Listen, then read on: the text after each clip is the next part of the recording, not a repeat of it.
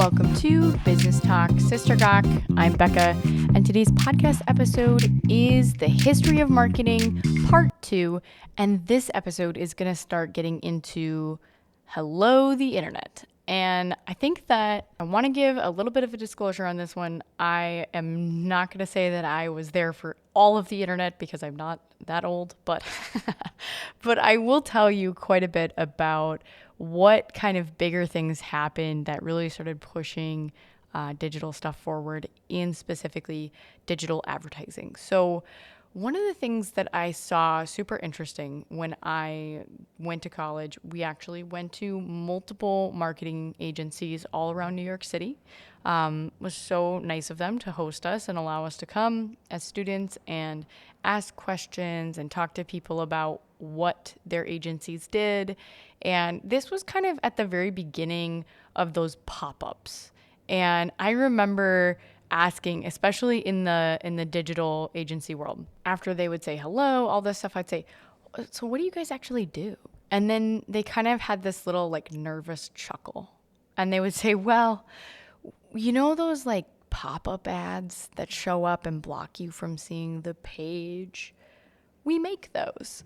And it was kind of this like awkward, like, I don't really want to tell you what I do, but somebody has to make those, even though everyone hates pop-up ads. And like, what an interesting time and space to be in the world, right? Where people are feeling this like almost uncomfortable grunginess about the fact that they make pop-up ads on the internet. And, you know, all of these agencies, they're, by the way, Ogilvy and Mather is still around. They have a place in Manhattan, and I don't know if they have the same name still, but we got to tour that agency, and that was super cool because, you know, they're working for accounts like Band-Aids and all the other big brands like Procter & Gamble or whatever else. And it's so cool to like walk into a space and feel like I've seen these things on the shelf at the grocery store, and here are the people that help advertise those, and, you know, like laundry soap and all this different stuff. Like, it's kind of fun to think, wow, like somebody made that commercial that I watched, and these are the people. And the thing about the digital space was that it was kind of just continuing to change regularly because, you know, we have all of these companies like Google figuring stuff out and making it better and teaching people about how to pay for ads on the back end of their program. And you had to be pretty nerdy at the time. And I would argue you still kind of have to be pretty nerdy if you're a pay-per-click marketer, because you got to know a lot. It's almost like stock broker trading or stock trading, where you're like looking at all the charts, you're looking at the whole cost per click on the keywords, how you're going to bid against your competitors, all this kind of stuff that you have to take into account to make sure you're getting the best bang for your buck on the budget that you've been given to advertise your ads. And so that's still to this day something that people do. But it is quite a bit different than it was before. So let's just talk a little bit about the different avenues of marketing. So in 2007, approximately, was this concept of a remarketing, and Google started doing a lot of it on their products, and then all of a sudden Facebook was using it, and then we had the intro of APIs, which is application programming interface. And I'm gonna go back to the remarketing first, and then I'll talk about the APIs later. So remarketing was this thing where if you search something, say on Google, what's the best way to get out fingernail polish out of a couch? All of a sudden you get all these results, right? But then because you searched that you spilled on your couch, essentially, then all of a sudden you're starting to get these ads and different things. Or like maybe you looked for a pair of Nike tennis shoes. That would probably be like a way easier example of that, because there's a little bit less prediction there. You get ads about shoes, and Zappos would send a lot of money towards ads and stuff, and they became one of the biggest retailers for a little while.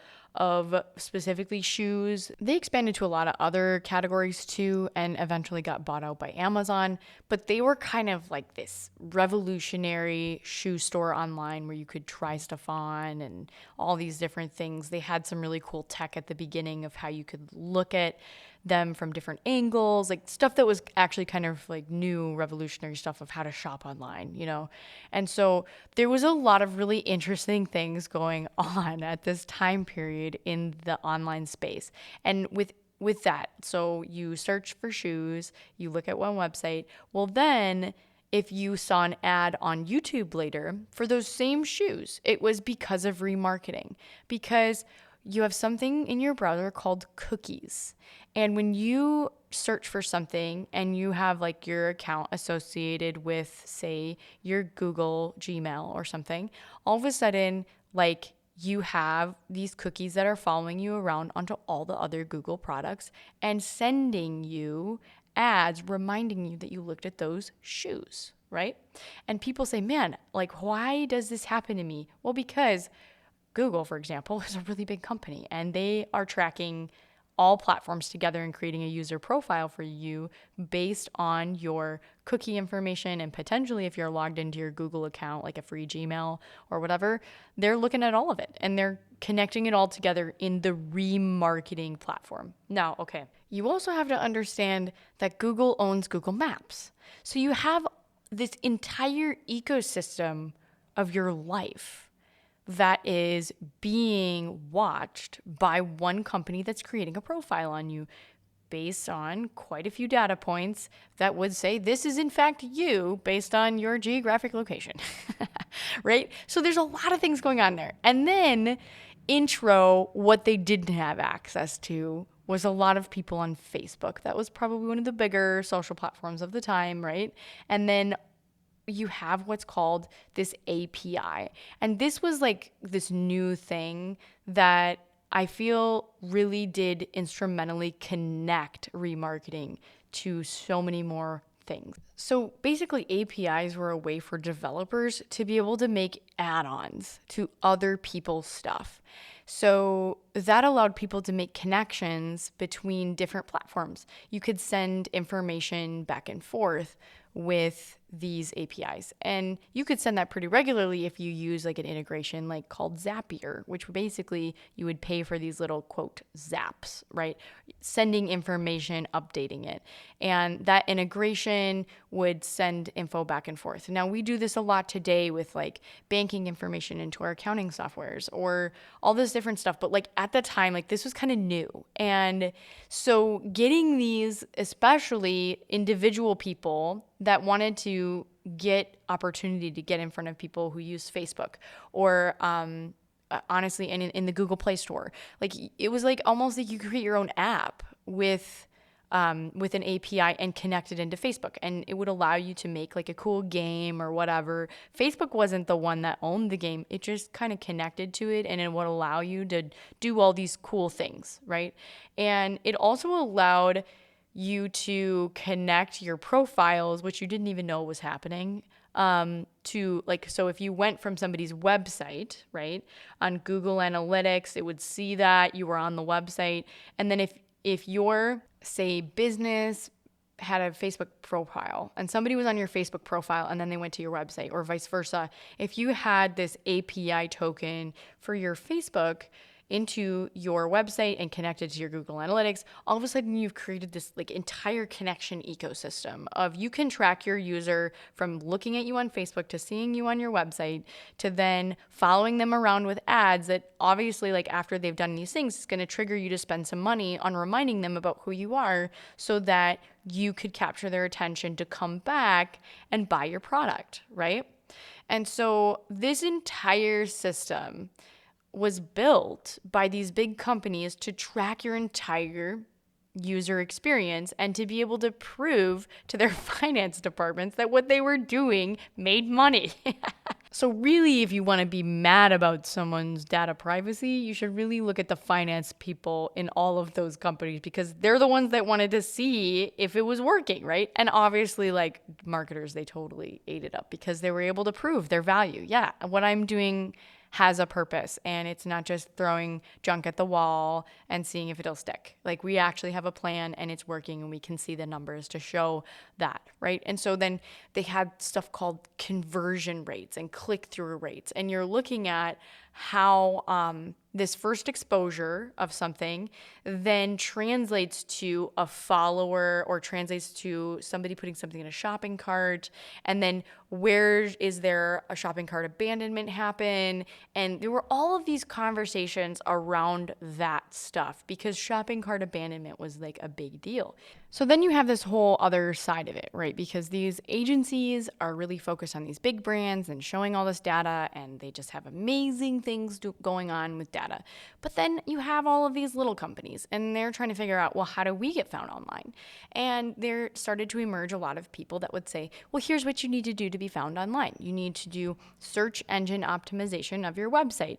And that would evolve all the time. First, it was like, well, you need to be on these social platforms plus this because Google wants to make sure that you're legitimate. And in order to prove your legitimacy and you're not a made-up company, you have to have your address and your phone number, and you have to be on Bing and Google and Facebook and LinkedIn, all these different places, cross checks that you're a legitimate business and you've done the work to set up all your profiles to say, yes, this is us. And all of this additional stuff with, like, if you were in the white pages or whatever else, there was like all this different stuff. And with that, they would teach people, or you would pay an agency to do it for you, to write your blogs and put up all this content because, well, you, in order to show Google that you're an authority on the subject, you should write content about this subject. So when people search roofing companies, for example, you're going to show up with content that you know what you're talking about and you're a professional business. And then it was, oh, well, you also have to take pictures of stuff, and you should add that to Pinterest because maybe it's a really cool thing that you're working on and people make it into a board, but then they want to learn more about who you are, and then they'll go to your blog and all this different stuff. And this is why we have those recipes that are super annoying with all of those pictures because they have to show up on Pinterest. And then, but at the same time, they have all this long form content about their kids' journey through also helping them make this recipe because they wanted to show up on Google. But then you're like, can you just get me the recipe? And you're just trying to figure out where the silly recipe is with the basics. You didn't want to read their whole life story about how their Nana taught them this recipe. So anyways, which is funny, but like that all goes into search engine optimization. And the whole point was to get people onto a conversion journey of some sort. Even the people who are saying, oh, I just wanted you on my website because, okay, just on my website reading my blog or my recipe because of APIs and remarketing. Because when you looked at those websites, all you saw on the sides were these little pop-up ads. But you know what? The ads on the side were connected, and these people signed up through Google to have ads on their website, and they probably had also, if they had that, they're going to have Google Analytics on the back end of their website. And after you looked at that pair of tennis shoes on the internet and then later read their recipe, there those tennis shoes were on the side of their website. And when it was placed in these specific strategic positions, those bloggers, those people that are making all this content online were getting paid a little piece of the exposure, especially if somebody clicked on the ad and then bought it, right? So there's a lot of stuff that was being tracked on the back end. And to you, all they're doing is creating content that you wanted to consume. But at the same time, they agreed to partake in the ad exposure journey. And you know what? Aside from the very few that do this for the sake of humanity because they want to preserve something that they truly care about, most people are doing it because they are getting paid something. And then that kind of changed a little bit with like Instagram influencers and Facebook influencers and all this stuff where then they ended up doing affiliate marketing, and then that was big for a little bit, and it still kind of is, but it's like now available to a whole bunch more people than just the few select that started with it. And anyways, we could get into affiliate marketing later on, but essentially you have this engine of stuff, okay, that's going on. And this is some of the things that started to happen, okay? Now, I tell you these things not because I want you to become cynical and frustrated and feel like there is no hope. Okay. So I just like, this is a humanity problem. Okay. Because most businesses, in all honesty, as they get bigger and get pushed by finance people or investors or whatever else to make a profit, who just want to see their return on investment, they don't always start thinking as clearly about social responsibility unless they really are businesses with a conscience and a strong leader that is saying, no, we're not going to do that. And so there's lots of things that have happened over the years with data. And I'm not trying to say that like all marketing is bad, because quite honestly, like I do marketing all the time for my business, right? BT Dubs, shameless plug, Diletto Art Gallery. Anyways, okay.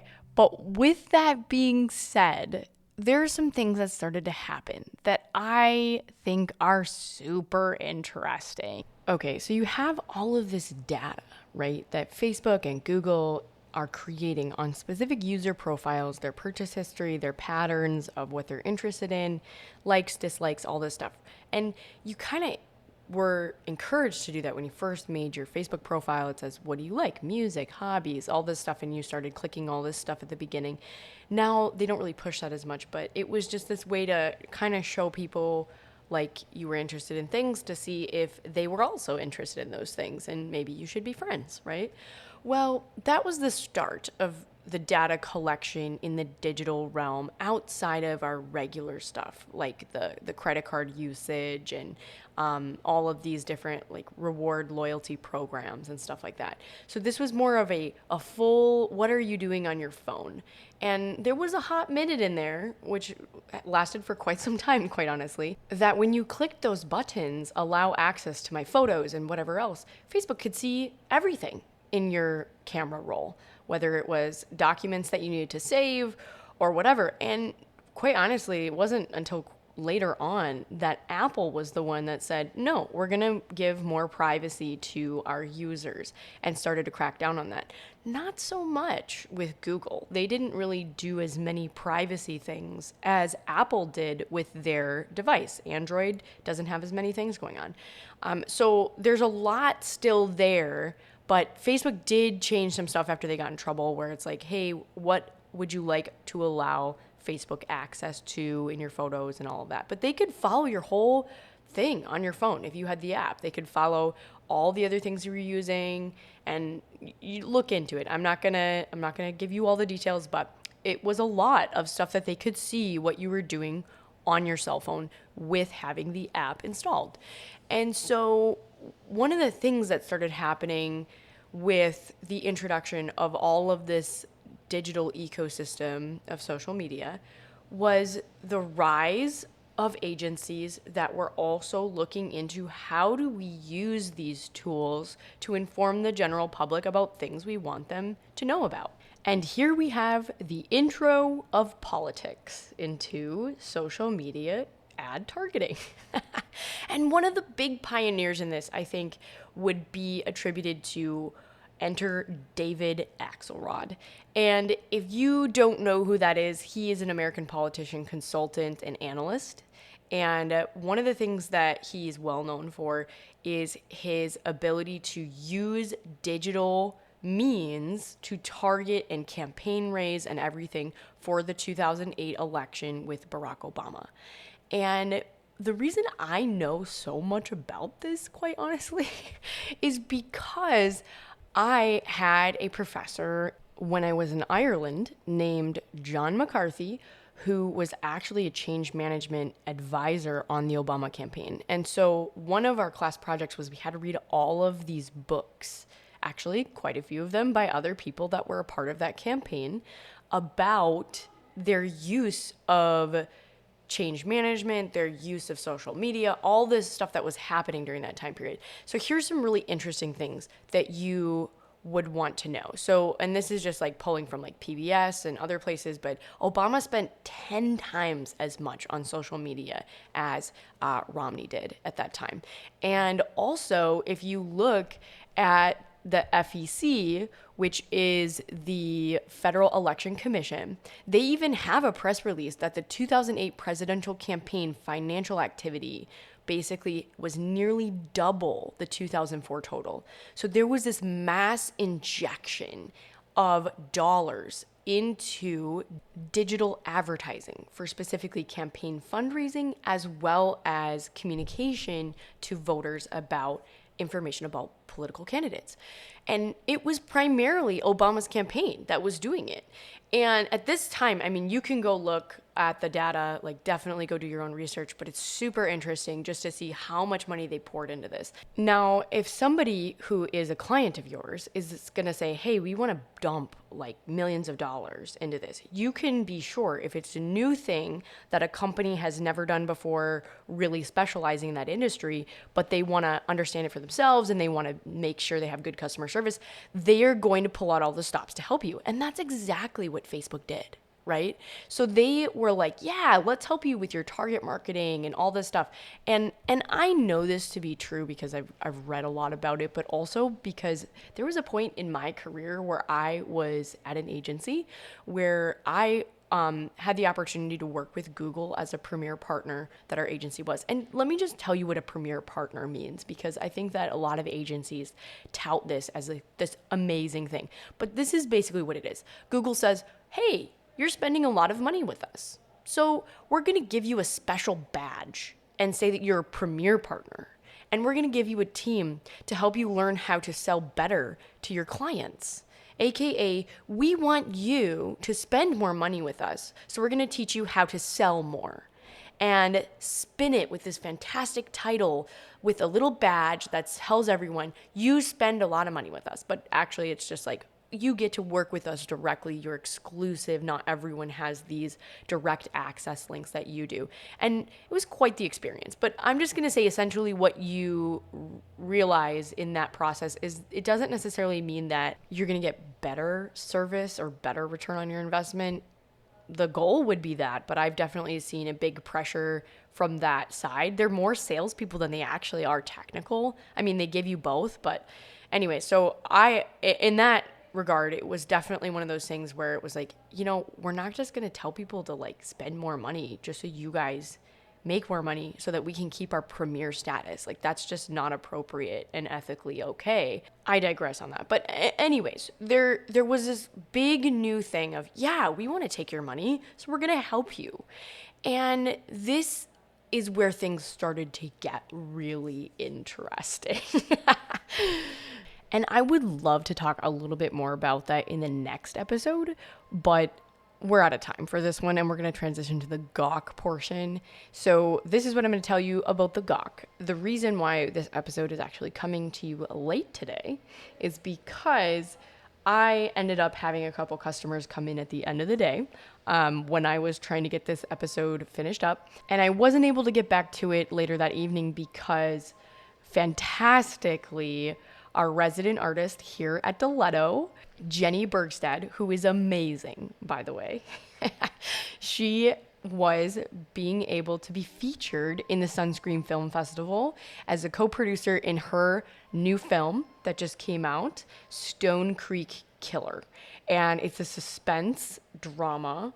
And you know what? I am not a scary movie person, but they did a phenomenal job. And I'm just going to say this entire film was filmed here in our hometown, which is the best place to film a movie, by the way. It's like a huge secret because 1, tax credits, 2, you get the best bang for your buck in the entire nation right now.